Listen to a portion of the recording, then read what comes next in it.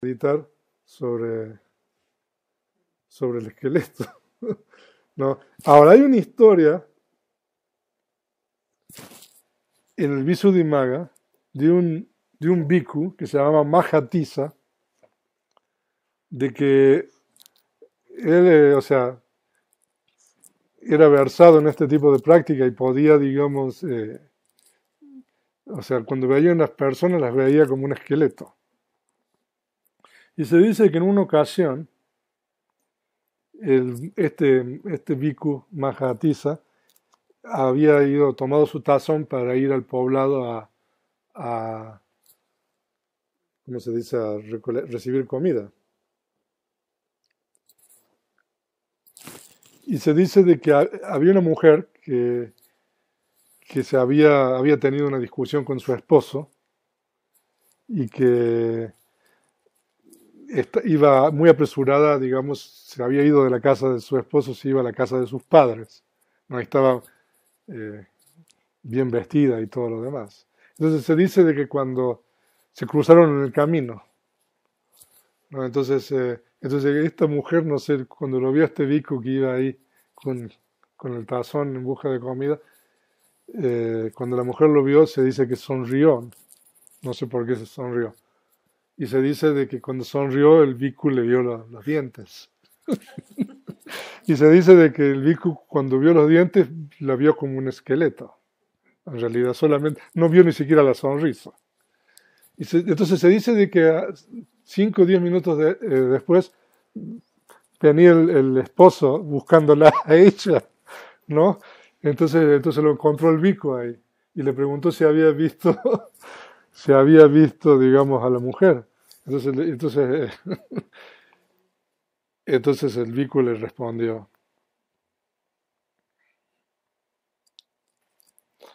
yo no vi ni siquiera un hombre ni una mujer yendo por este camino, ¿no? Lo que yo vi fue un esqueleto que iba por el camino,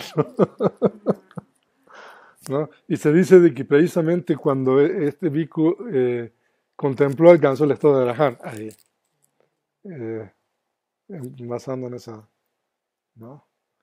Entonces, bueno, ahora vamos a pasar a la sección de preguntas y respuestas. Ha pasado 1 hora, 5 minutos de la clase. Voy a poner la cámara para las personas que nos están viendo en línea. Eh, entonces, bueno, voy a contestar algunas preguntas, si hay alguna aquí primero, y después voy a pasar a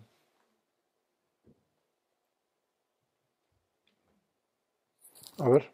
Sí, Venerable, en la contemplación del cuerpo, en la reflexión sobre los elementos materiales, es remover el concepto del ser. no, Esto aplica para ver la última realidad en ya, exacto. O sea, de que nosotros tenemos un concepto, pero eso es lo que nosotros llamamos un concepto irreal, ¿no? Entonces, para remover ese concepto, entonces uno tiene que contemplar en los elementos. Entonces, cuando uno contempla las realidades últimas, que son los elementos primarios, eso se dice de que uno solamente existe esos elementos. Entonces no existe un... Ya, ya. O sea, eso es para remover el concepto de un ser con relación a la materia. al fin todo se va a ser los elementos en conjunto, la materia. Exacto. O sea, de que en la materia no hay un ser sino esos elementos. Después hay que remover el concepto del ser con relación a las otras realidades últimas, que es la mente, ¿no? Usted. Perdón.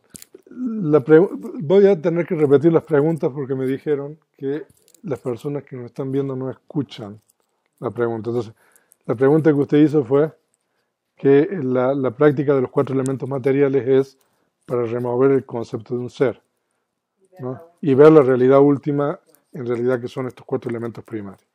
Entonces ahora, Felipe.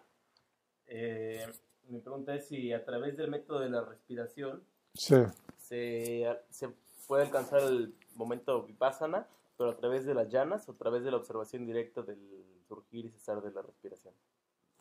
O sea que por medio de la práctica de la atención a la respiración permite alcanzar tanto las llanas como se puede realizar la práctica de vipassana, ¿no?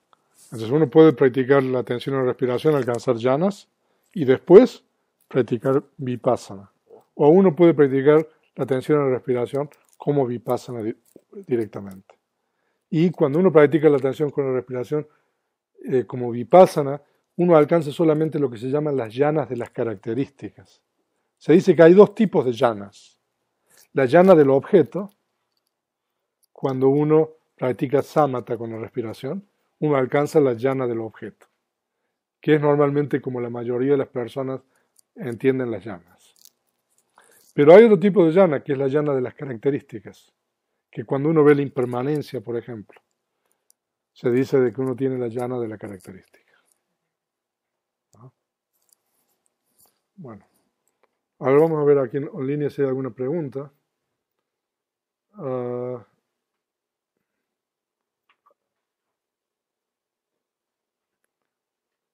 ver si hay alguna pregunta.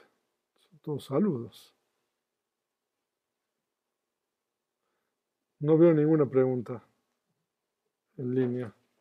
No sé si estoy viendo bien el chat, pero a ver, por favor, si hay alguna pregunta, escribirla ahí en el chat. Las personas que nos están viendo en vivo. Ahora, sí.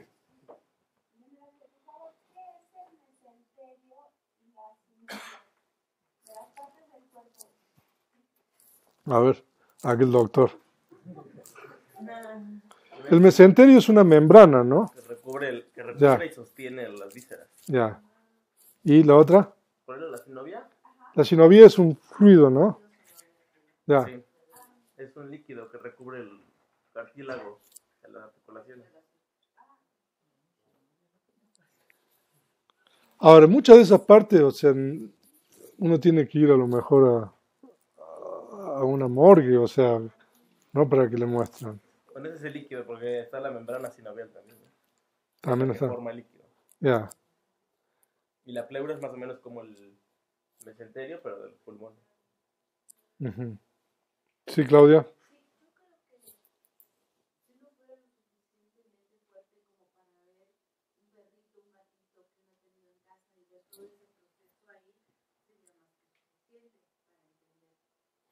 Para entender qué.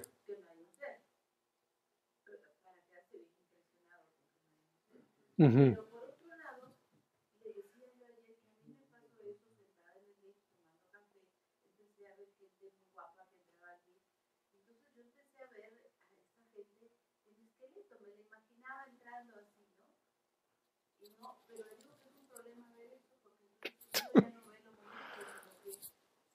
Aquí voy a repetir lo que usted está diciendo para la gente que nos está viendo en línea. O sea,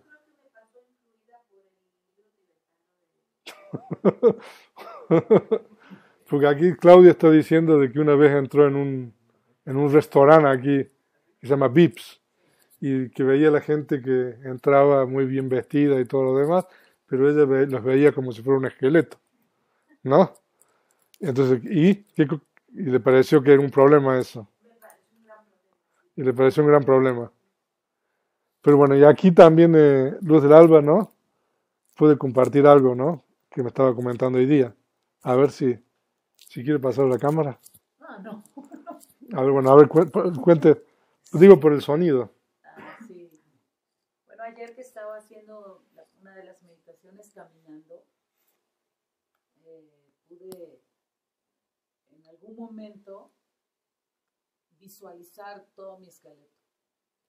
Todas las piernas, las rodillas, las caderas, todo,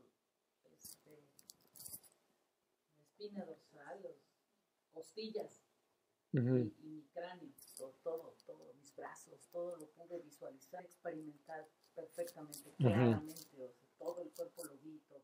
ujú, Y lo más, pues yo siento hermoso para mí, fue ver el movimiento ujú, de todas las partes, en ujú, especial de los pies, ¿no? Pero como esqueleto, ujú, no, ujú. ha sido muy interesante. Ajá. O sea, que ese tipo de experiencia no la tiene cualquiera, ¿no? ¿Hay alguien que ha tenido esa experiencia? ¿Usted? ¿Usted también? A ver, usted también. O sea, de que hay varios aquí que han tenido esa experiencia. Normalmente eso requiere una práctica previa. Ya, ah, pero bueno. Gracias, los del habla. Bueno, ¿alguna otra pregunta? ¿O alguien quiere decir algo? Sí, sí. Bueno, dijo que fuego es un elemento responsable del envejecimiento, Mm, pero también de madurar. sí. Entonces, pues está presente desde el embrión, ¿no? Desde el momento de la reconexión.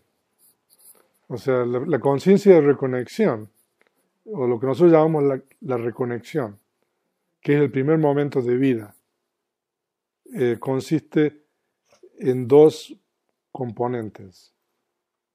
Tres grupos de propiedades materiales, y en esos tres grupos de propiedades materiales está el elemento ese. Y la conciencia de reconexión, con sus factores materiales.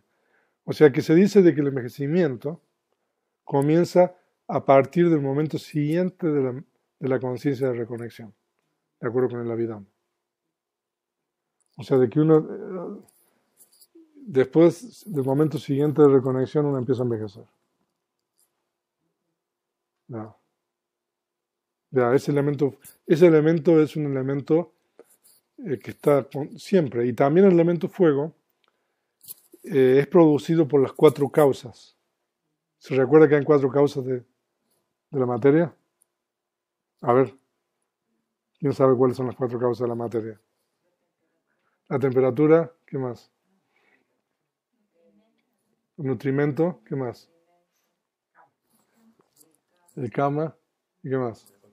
Y la conciencia, muy bien, ¿no? O sea, de que la temperatura, aparte de ser un elemento primario, es una causa de la materia. No sé si ustedes han reflexionado sobre eso.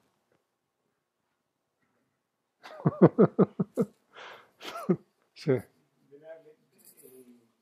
Cuando hay empresas que producen hule, Ujú. y los hules, dentro de la química de los hules, se mezclan unos elementos que se llaman aceleradores. Ajá. Los aceleradores, a la hora de que se mezclan con el hule, se integran con una serie de productos químicos. Y cuando se moldean o le interviene el proceso de calor, se vulcanizan y se hacen duros. Por ejemplo, las llantas, cuando el hule es se le pone a la llanta, es como si fuera mastique. Ujú. Y ya después de que se vulcaniza se hace duro. Pero curiosamente, las personas que hacen ese tipo de mezclas Ujú. huelen eso y se penetra en su cuerpo y se van envejeciendo muy rápidamente. Porque se acelera su cuerpo con el Con el calor acelerador ese. natural de su cuerpo. Ajá. Ajá. Está bien. Aquí hay una pregunta de Jorge Contreras. En el Vesali Sutta, Samyutta 59.4, los monjes desarrollaron una versión patológica por su cuerpo y algunos se suicidaron por hacer esta práctica de la percepción. Entonces el Buda, y ahí se cortó. ¿Y qué más dice? Porque no puedo leer más. A ver si me puede aclarar, Jorge, lo que sigue, porque, a ver, en el Vesali Sutta los monjes desarrollaron una versión patológica por su cuerpo y algunos se suicidaron por haber hecho esta práctica de la percepción. ¿No cree usted? ¿No cree usted que debería restringirse esa práctica? O sea, esa práctica no es una práctica recomendable para cualquier individuo, ¿no? Y entonces, y sobre todo cuando uno realiza este tipo de prácticas, uno tiene que tener mucho cuidado con relación a los estados mentales que uno tiene. O sea, lo mismo que es la meditación de la atención a la muerte. O sea, en realidad mi propósito no fue, ¿cómo se dice?, hacer propaganda de esta práctica, sino tratar de explicar las secciones estas del discurso, ¿no? Y de hecho hoy en día no creo que haya mucha gente que, salvo a lo mejor en los países budistas, de que la práctica de los cementerios no creo que sea muy común, pero hay monjes que practican eso. Las 32 partes del cuerpo, ¿no? O sea que, ¿cómo se puede restringir eso? Porque me dice, ¿no cree usted que debería restringirse esa práctica? ¿Cómo? No sé, ¿no? O sea, yo creo que hay que usar sabiduría con relación a esto, ¿no? A ver, bueno, a ver qué otra pregunta hay. Bueno, ya respondí en parte lo que pregunta Jorge. ¿Alguna otra pregunta aquí? Sí. A ver, Ricardo, que no.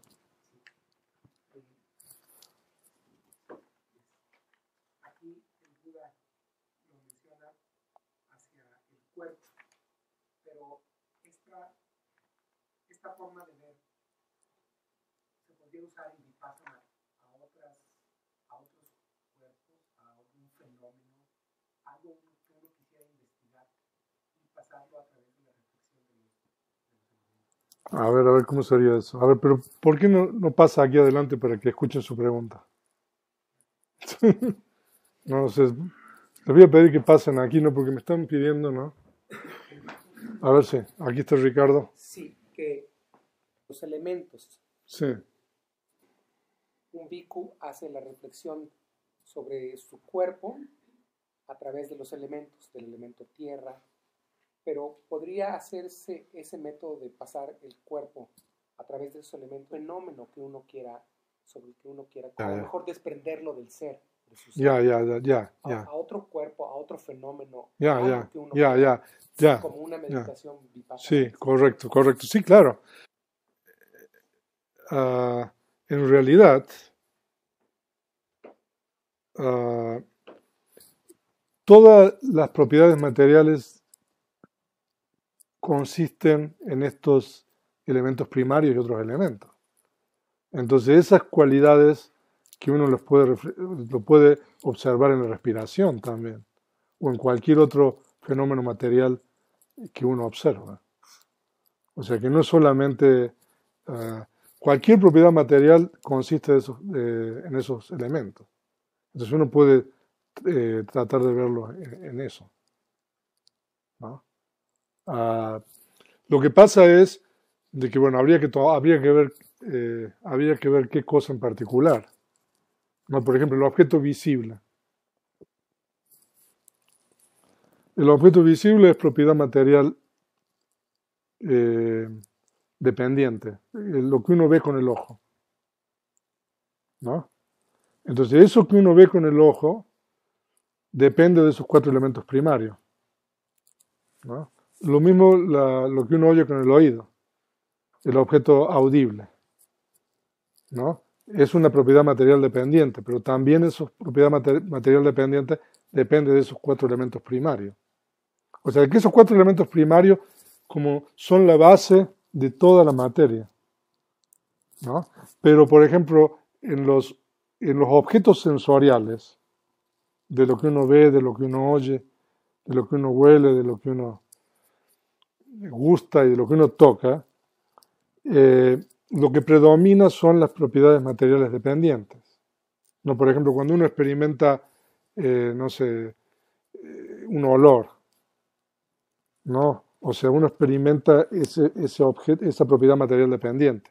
Ahora, se dice que el elemento del tacto, el objeto táctil, consiste de los 3 elementos primarios, ¿no? El elemento táctil es el elemento tierra, el elemento aire y el elemento fuego. Se dice de que el elemento agua no se puede tocar, no se puede experimentar directamente. O sea, de que nosotros experimentamos el tacto a través de la sensación de solidez, a través de la temperatura y a través del movimiento. Ese es el elemento táctil. Se dice de que el elemento agua no se puede experimentar sensorialmente, solamente a través de la mente. Ya. Eso es Abhidhamma. El elemento aire se puede experimentar a través del tacto. El elemento fuego se experimenta a través del tacto. El elemento tierra se experimenta a través del tacto. ¿No? O sea, de que nosotros experimentamos eso en muchos. Cuando nosotros estamos observando la respiración, por ejemplo, si usted observa el contacto que produce el aire, eso es ahí están los elementos primarios, los tres elementos primarios, ¿no? Hay elemento tierra en particular.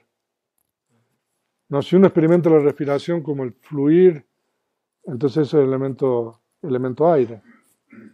Si uno experimenta la respiración como la temperatura que produce el aire, entonces eso es el elemento fuego. O sea que nosotros experimentamos eso en otros objetos, o sea, o podemos observarlos. No sé si esa es la pregunta. Sí, pero por ejemplo, no sé si Ya. esta meditación se podría usar, por ejemplo, a la enfermedad. ¿Ya? ¿Qué de elemento fuego tiene agua o aire? O por ejemplo, un estado de ánimo, el enojo. Y entonces uno pasarlo a través del enojo. A ver, ¿cómo es eso? No, pero lo que pasa es de que la mente es la mente y la materia es la materia. No obstante, pueden condicionar unos a otros, ¿no? Pero la mente es la mente. La mente podrá estar condicionada por la materia, y está, pero la mente es la mente. O sea, nosotros no podemos decir de que el enojo es producido por el elemento, ¿no? Fuego, ¿no? Aunque nosotros podemos decir de que hay una condición, ¿no? Pero no decimos que hay una producción. No sé si está claro eso. A ver. Lo que pasa es que hay tradiciones también orientales que están fundamentadas en el elemento, ¿no? Incluyen, por ejemplo, el elemento metal también. Pero esa es otra cosa completamente diferente, ¿no? Aquí no es que sea fuego de veras o tierra de veras o metal de veras, sino es un elemento que no. En realidad son nombres para cualidades. Cuando nosotros hablamos del elemento fuego, estamos hablando de temperatura. Cuando nosotros hablamos del elemento tierra, hablamos de la solidez. Y también cuando hablamos del elemento tierra, hablamos de lo que ocupa espacio, ¿no? Y cuando hablamos del elemento aire, hablamos del movimiento. Nosotros, en realidad, son cualidades inherentes a la materia, ¿no? ¿Cómo? ¿Son conceptos? Bueno, son conceptos, nombres que se refieren a las realidades últimas. Ya. Sí.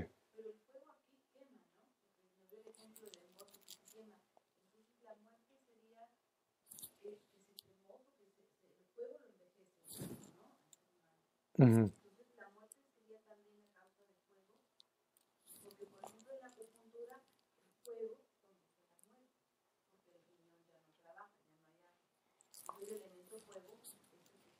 No, pero pues no, porque la muerte, o sea, también, o sea, tiene que ver con la mente. O sea, la materia, cuando nosotros estudiamos Abhidhamma, nosotros estudiamos la muerte desde la perspectiva de la mente y la muerte desde la perspectiva de la materia. Entonces, no obstante, están interrelacionados esos procesos, ¿no? Pero son dos cosas diferentes. O sea, ¿qué pasa con la materia cuando uno muere? ¿Qué pasa con la mente cuando uno muere? Son procesos diferentes, ¿no? O sea, de que nosotros no podemos decir de que uno muere por el elemento fuego, no. ¿no? Ah, bueno, no sé si nos estamos saliendo del tema, pero bueno, alguna otra. A ver, aquí tengo una pregunta de Jorge Contreras. Los elementos son realidades últimas, pero el que sean indivisibles no se volverían un poco con el Atman o Atman o Ata o alma, ¿no? No, en realidad, eh, o sea, esa es una buena pregunta, porque estos elementos son, se dice que como son damas, significa que tienen una naturaleza intrínseca propia. ¿Qué significa que tienen una naturaleza intrínseca propia? Significa de que su cualidad peculiar es inmutable. ¿Qué significa eso? Significa que el elemento fuego, por ejemplo, siempre tiene la misma característica, ¿no?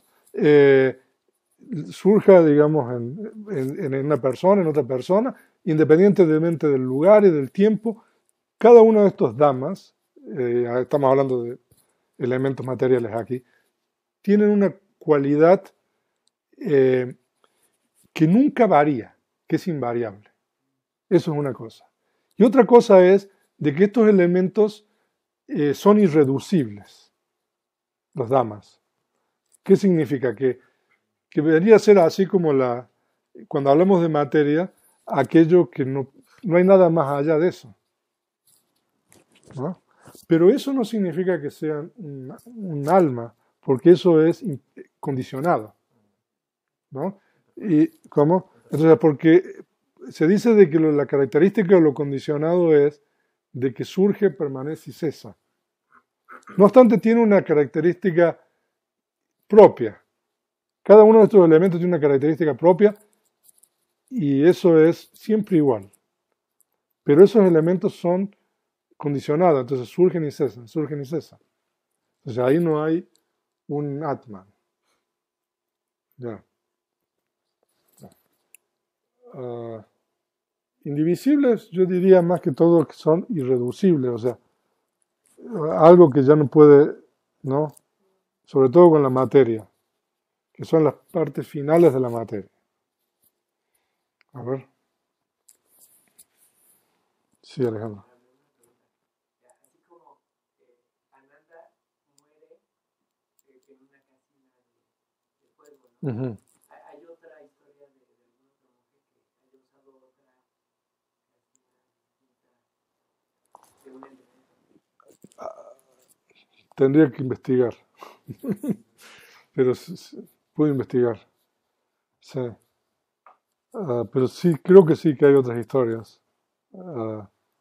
Ya. Sí, Oscar. Usted nos comentaba que la práctica de la contemplación del cuerpo sin vida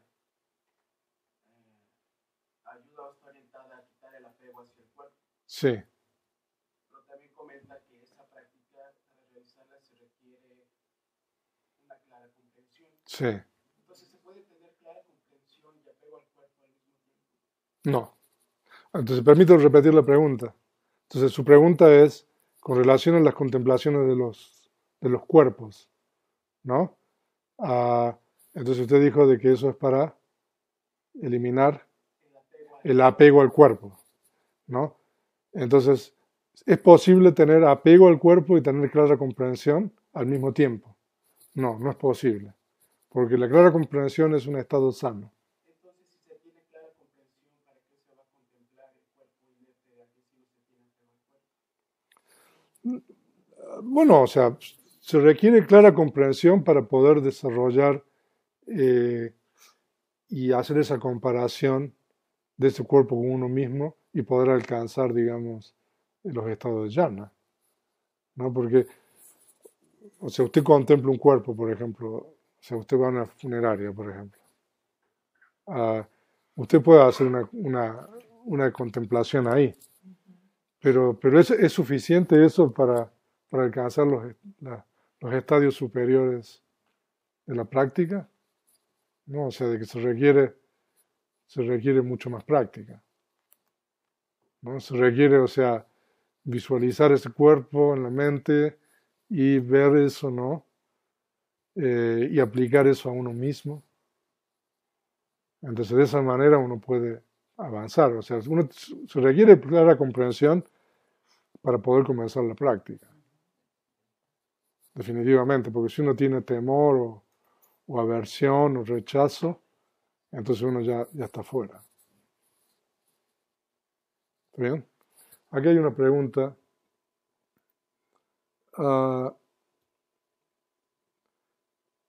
Eso los diferencia, lo que permite discernirlos, pero los elementos dependen de otros para existir, cambian constantemente. Claro, en realidad los elementos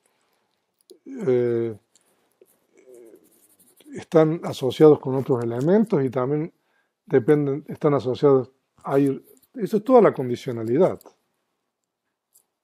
¿no? Entonces que nosotros tenemos que entender, o sea, que hay una condicionalidad también entre la mente y la materia, entre los elementos. Ok, estoy repitiendo las preguntas. A ver, ¿quién más? Sí, Sergio. ¿Podría ahondar más sobre lo que hoy y ayer hablaba de la importancia de no rechazar el dolor, de aceptar el dolor? Normalmente estamos acostumbrados a no querer tener dolor físico o dolor mental. Pensar, y ayer hablaba usted sobre eso, de cómo hacía un símil de cómo la tierra acepta todo lo que cae. Así igual tenemos que transitar por el dolor, enfrentarlo y poderlo conquistar, ¿no? ¿Podría hablar más sobre eso, sobre el beneficio? Bueno. Sobre lo que es el beneficio de atravesar el dolor. Ya, entonces voy a repetir su pregunta aquí para las personas que me están pidiendo que las repita. Entonces la pregunta es, en breve, a ver, dígala que yo lo voy repitiendo. El beneficio de no rechazar el dolor. Físico o mental. Sí. Ahora, nosotros tenemos que diferenciar entre dolor físico y dolor mental para responder esto. Porque el dolor mental es evitable.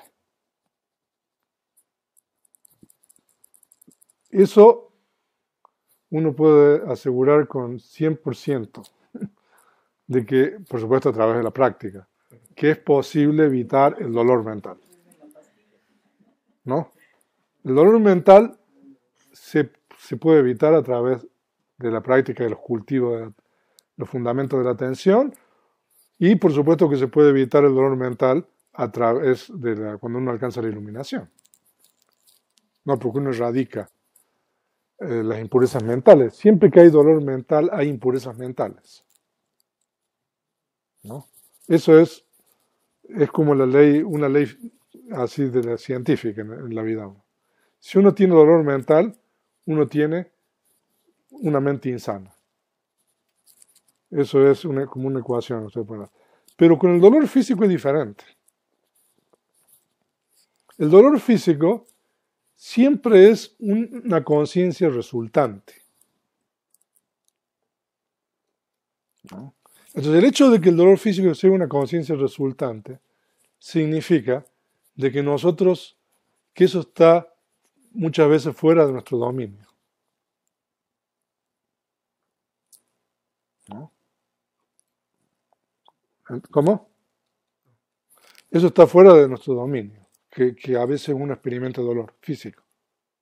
Pero nosotros podemos contemplar el dolor físico como una sensación. Mañana vamos a estudiar las sensaciones. ¿No? Usted mañana se va. Muy bien. Bueno, ok. Entonces nosotros observamos la sensación, porque la sensación de dolor es una sensación resultante. Eso significa que está determinado muchas veces. No hay forma. No, uno se podrá tomar una pastilla, pero, pero, pero, pero eso es una experiencia que uno no puede evitar. Pero lo que uno puede evitar es la aversión al dolor, el rechazo al dolor a través de la práctica, ¿no? Y entonces eso es un poco el propósito, uno de los poderes esto del practicante que dijimos, ¿no? De aprender a observar eso y aceptar esa sensación de dolor tal cual es, sin quitarle lo real, ¿no? O ponerle lo irreal, ¿no? Entonces nosotros podemos observar el dolor sin tener aversión. Entonces eso es lo máximo que uno podría alcanzar, digamos, como practicante, ¿no? Entonces, pero evitar la sensación de dolor, eso no se puede evitar, ¿no? Pero claro, poder contemplar sobre el dolor con una mente sana está perfecto. Porque el problema es cuando uno tiene una mente insana. Aquí hay una historia que mañana se las voy a contar sobre un monje. No, porque es sobre la sensación, ¿no? Sobre un monje, ¿no? Que estaba enfermo y que contemplaba sobre el dolor, ¿no? Ah, entonces, y este monje alcanzó el estado de Arahant, contemplando sobre eso, ¿no? Y hay, por ejemplo, historias ahí. Ahora les cuento una historia. Resulta ser de que hay en el comentario se dice de que había un monje que se había ido a meditar al bosque en un lugar aislado. Y se dice de que la esposa de su hermano, o sea, su cuñada, contrató a unos asesinos, no sé por qué razón, a lo mejor porque había dejado una herencia, algo así, este monje, porque era una persona adinerada. Entonces se ve que dejó dinero y no sé a quién se lo dejó, entonces, pero bueno, no sé bien eso. Pero dice la historia de que mandó a unos asesinos al bosque para que lo asesinaran. Entonces se dice de que este monje estaba ahí, vio llegar estos hombres y bueno, le preguntó, ¿y ustedes a qué vienen? Pues venimos a asesinar. Entonces el monje les dijo, pero bueno, necesito que me den toda esta noche. Eso fue lo que le dijo el monje. Entonces los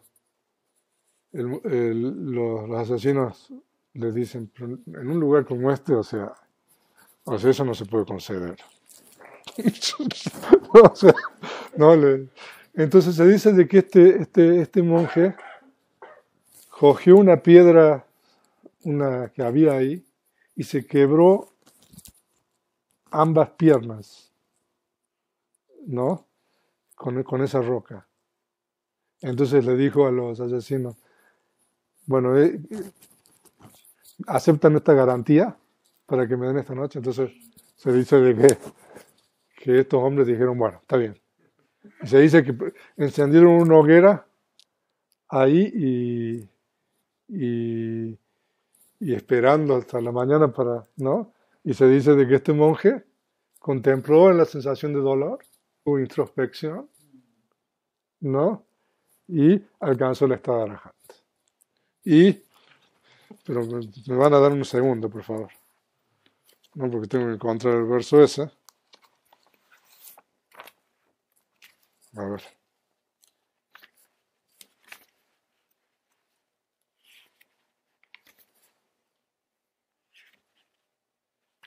Por aquí está.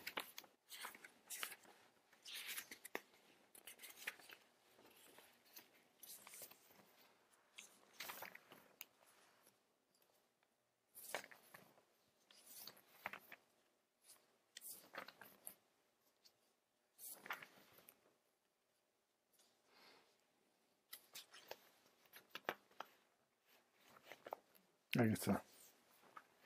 Aquí está. ¿No? Entonces se dice de que al amanecer, ¿no? Contemplando sobre el dolor, alcanzó el estado de Arahant y pronunció este verso: me quebraré ambas piernas y yo los convenceré. O sea, está hablando en futuro porque está hablando antes de que hiciera eso, ¿no? Yo detesto y aborrezco morir con apego. Habiendo pensado así, comprendí de acuerdo con la realidad y cuando llegó el amanecer, alcancé el estado de Arahant. ¿No? Entonces, ese es un ejemplo, ¿no? de meditar sobre la sensación de dolor, ¿no? Entonces, por eso se dice de que los 4 fundamentos de la atención son para erradicar, digamos, el dolor y el pesar, ¿no? En realidad uno no erradica el dolor, pero uno puede meditar sobre el dolor y alcanzar, digamos, el último estado de iluminación.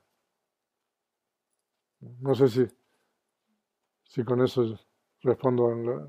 Sí. Es decir, alguien que practica puede tener un padecimiento, una enfermedad en el cuerpo, de materia, y tener salud de la mente. O sea, Sí. la salud es mental. Sí.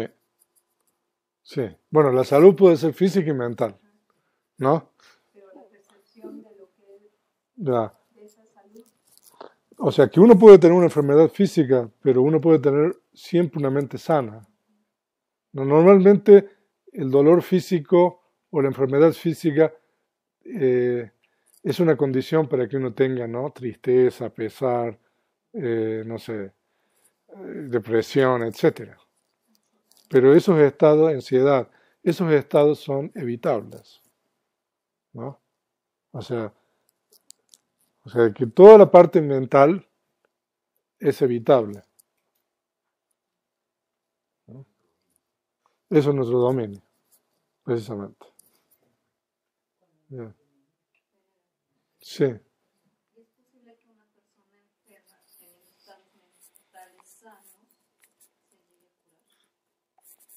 curar? Es posible. O sea, no es... porque se dice que los estados mentales sanos y los estados mentales sanos asociados sobre todo con las etapas superiores de Vipassana, la mente produce materia. Entonces esos estados pueden curar. Pueden, pero no es una garantía, pero es posible. ¿Ya? Porque también, o sea, se dice de que hay varias causas de la enfermedad, ¿no? Pero se dice de que la materia puede, la mente puede. Ya. Sí, Paco. Venerable, si no mal recuerdo, usted en alguna ocasión nos dijo que una persona ciega no puede iluminarse. ¿Es verdad o es mentira? Bueno, lo que pasa es de que qué tipo de personas ciegas estamos hablando. Se dice de que hay personas que son ciegas congénitas. Ciegas congénitas significa de que después del momento de la concepción, hay un periodo en el que tienen que surgir las bases sensoriales del ojo. Entonces en esa persona no surgen esas bases sensoriales.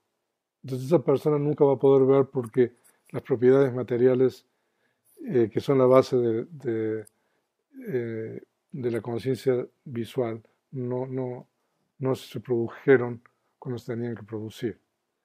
Entonces esa persona se dice de que en esa vida no va a poder alcanzar los estados de iluminación. Ya. Aquí hay una pregunta de Magachita. ¿Cuál sería la técnica para meditar en el dolor? Pues es la contemplación. El dolor es una sensación, ¿no? Entonces es contemplar en el dolor como tal, ¿no? Y por supuesto de que cuando uno contempla el dolor uno no tiene aversión, ¿no? O sea, uno contempla el dolor con una mente sana. Uno no quiere que el dolor se vaya, ¿no? Uno no rechaza el dolor, ¿no? O sea, uno no tiene expectativas con relación al dolor. Entonces sería más o menos una forma de meditar con el dolor.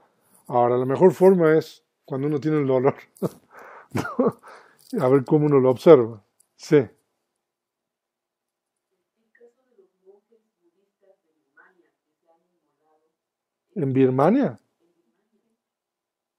¿En dónde? En Tibet. No, no en Birmania. Que yo sepa, en Birmania no.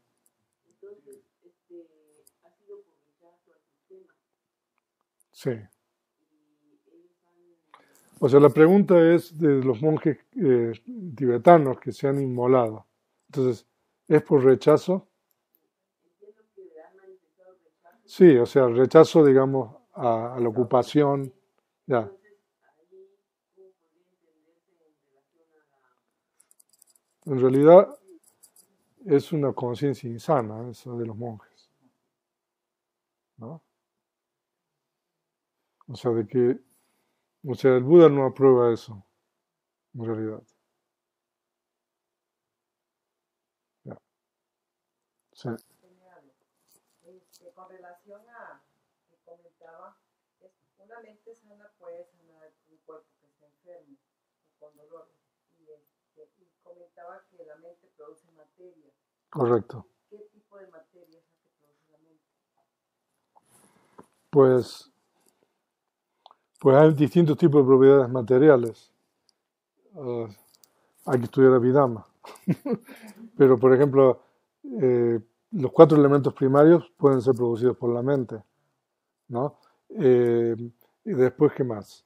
Las expresiones corporales y verbales son producidas por la mente. Todos los tipos de eh, ¿cómo se llama? Maleabilidad, todas las cualidades de la materia son producidas por la mente, ¿no? Entonces hay como, si alguien tiene el compendio, yo les digo exactamente, ¿no? Coincido absolutamente con lo insano de las inmolaciones. Son incoherentes a mi parecer. Edgardo dice eso. Sí. ¿Qué sería un estado superior de Pues hay 10 o 12 estados superiores de Vipassana, dependiendo qué fuente de los comentarios. Ah, por ejemplo, el discernimiento analítico de la mente y la materia es un estado de Vipassana. Ver el surgir y el cesar es un estado de Vipassana, ¿no? O sea, esos son estados de Vipassana. Sí. ¿Viene en la Abhidhamma eso? Eso está en el Visuddhimagga. Y también en el compendio, en el último capítulo. O sea que hay varios estados. ¿Usted tiene el compendio? ¿Lo tiene ahí? No. Ajá. Ujú. Ujú. desde el fuego era Saigon? El monje que ¿Qué cosa? Yo quise un comentario de lo de que la mente sí cura el dolor y la enfermedad y todo más. Porque yo, hasta donde tengo entendido, el mismo Buda padeció dolor. Ya. Y aunque era el mismo Buda, no sé por qué condiciones no se le quitó el dolor. Entraba en llana para poder soportar. Ya, ahora, hay una práctica que se llama de los 7 factores de iluminación, que eso, si tenemos tiempo, lo vamos a estudiar cuando estudiamos la contemplación de los Dhammas. Entonces se dice de que la práctica de los 7 factores de iluminación también conduce a curarse de la enfermedad física, ¿no? Entonces hay historias de monjes que practicaron eso y discípulos principales del Buda, como el venerable Mahakassapa, y que se curaron de enfermedad. Y también una vez, cuando el Buda estaba enfermo, el venerable Chunda recitó estos, y también se dice que el Buda se mejoró de su enfermedad. Entonces, por eso es una costumbre recitar ese discurso cuando las personas están enfermas, ¿no? Entonces se dice de que recitar el discurso y practicar también los 7 factores de iluminación es una forma de, con relación a la enfermedad física estamos hablando, ¿no? Ya. Bueno, pues me pasó 1:54. Una pregunta más, a ver, o dos. No, no hay. La pregunta es si hay algún libro equivalente al libro tibetano de los muertos en el budismo Theravada. No. El Buda nunca habló sobre eso. En la tradición Theravada nosotros registramos lo que el Buda dijo. No. Por supuesto de que el Buda habló sobre qué pasa con la muerte y qué pasa después de la muerte. Entonces uno puede en la Abhidhamma específicamente entender el proceso de la muerte y la reconexión. Pero eso del libro tibetano de los muertos, o sea, ¿quién lo escribió? No es el Buda. Entonces en el Theravada nosotros no, solamente el Theravada se aferra, digamos, a lo que el Buda dijo, de acuerdo con la tradición. Ya. Bueno, sí, Oscar. Con respecto a eso, venerable, en la tradición mahayana tibetana hay el tema de que libros secretos existen y son de la clase de solo personas, pocas personas, ¿no? Exclusivas, por así decirlo. Ajá. Aquí en la corriente Theravada toda la información es compartida. Sí, total. O sea, de hecho, ahora, el Buda antes de morir le dijo a Ananda de que él no se había guardado nada como quien tiene el puño cerrado, sino que él no había hecho diferencia entre esotérico y exotérico, y que él había entregado todo, ¿no? Y que él no iba a nombrar un líder, ¿no? Que la enseñanza que él había impartido, o que la enseñanza que él impartió será el maestro después de su muerte, ¿no? Entonces, cuando uno dice de que hay enseñanzas secretas, entonces eso es totalmente contrario a lo que nosotros tenemos registrado, por ejemplo, en el Canon Pali. Ahora, eso es una cosa. Y la otra cosa es, ¿cuáles son esas enseñanzas secretas? ¿No? Si son secretas nadie las sabe, ¿no? Ahora, si alguien las sabe, ¿no? Habría que compararlas con las cosas que nosotros tenemos registrado en el Canon Pali, ¿no? Porque a mí, por ejemplo, una cosa de que a mí me hacen preguntas a veces, por ejemplo, estas enseñanzas de otras tradiciones. Entonces, yo lo primero que veo es, bueno, esa enseñanza no está en el Canon Pali, ¿no? ¿Por qué? ¿No? Esa es la pregunta que uno tiene que hacer.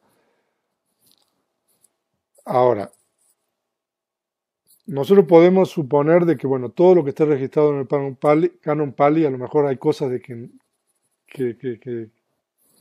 nosotros no tenemos, ¿no? Aunque aparentemente nada se perdió. Pero el punto crucial aquí es si esas enseñanzas concuerdan con lo que nosotros tenemos en el Canon Pali o no, ¿no? Entonces, si esas enseñanzas son dispares o son diferentes, entonces la pregunta que uno se hace, pero ¿cómo es posible de que el Buda diga una cosa completamente diferente ahí con lo que nosotros tenemos? ¿No? Entonces ahí, o sea, yo veo un problema, por ejemplo, perteneciendo al Theravada, ¿no? Porque si la enseñanza es similar, entonces, bueno, uno dice, bueno, estamos de acuerdo. Pero si la enseñanza es diferente, ¿cómo es posible que el Buda está diciendo una cosa contradictoria? En el Canon Pali, las enseñanzas del Canon Pali son muy consistentes, o sea, no hay, o sea, uno puede recorrer de punta a punta y no va a encontrar cosas así dispares y contradictorias. Todo, o sea, ¿no? Entonces, cuando a uno le vienen con una cosa así, entonces uno se pregunta, bueno, o sea, entonces eso de que hay enseñanzas secretas, pero bueno, pues si el Buda dijo de que no se quedó nada, ¿no? Antes de morir, eso está registrado en el Mahaparinirvana Sutta, ¿no? Entonces, si es la palabra, si nosotros tenemos registrado como eso la palabra del Buda, entonces, cuando a uno le dicen que hay enseñanzas secretas, eso, ¿no? Ahora, bueno, uno podrá decir, bueno, lo que nosotros tenemos registrado no es la palabra del Buda, bueno, ya no podemos discutir, ¿no? ¿No? Pero yo creo que ahora, antes de morir, el Buda habló de lo que se llama Mahapadesas, lo que nosotros traducimos como las 4 autoridades. Entonces, esas 4 autoridades son criterios que el Buda estableció para determinar si una enseñanza viene de él o no. ¿No? Entonces, normalmente uno utiliza esas 4 autoridades que el Buda estableció para determinar si la enseñanza es genuina o no. ¿No? O sea que nosotros tenemos una metodología en la tradición Theravada para evaluar si una enseñanza es auténtica o no. También.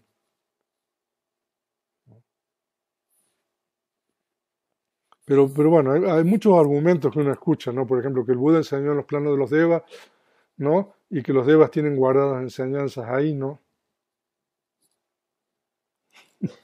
¿No? Ahora, es cierto, el Buda no enseñó la Abhidhamma a los devas, pero nosotros tenemos el Abhidhamma, es parte del Canon Pali. Entonces, si uno dice, bueno, hay unas enseñanzas que están guardadas, bueno, a ver, ¿cuáles son esas enseñanzas? ¿Coinciden o no? Ok. Está bien. Entonces terminamos. Entonces mañana vamos a continuar con la contemplación de la sensación y de la conciencia. Y los últimos 2 días vamos a estudiar la contemplación de los dhammas. Ahora, si ustedes tienen preguntas o le quedan alguna duda, por favor escríbanla y en un papel de tal manera que las personas que nos están viendo también. ¿Cuál es esa metodología que dejó el Buda? Pues es lo que se llaman las 4 autoridades. Chataru Mahapadesa se llama en Pali. Y eso está en el Mahaparinirvana Sutta. Entonces esas 4 autoridades es para determinar la autenticidad de una enseñanza o no. Entonces, o sea, eso podemos estudiarlo en otra ocasión. Ok. Entonces ahora voy a terminar la transmisión. Buenas noches.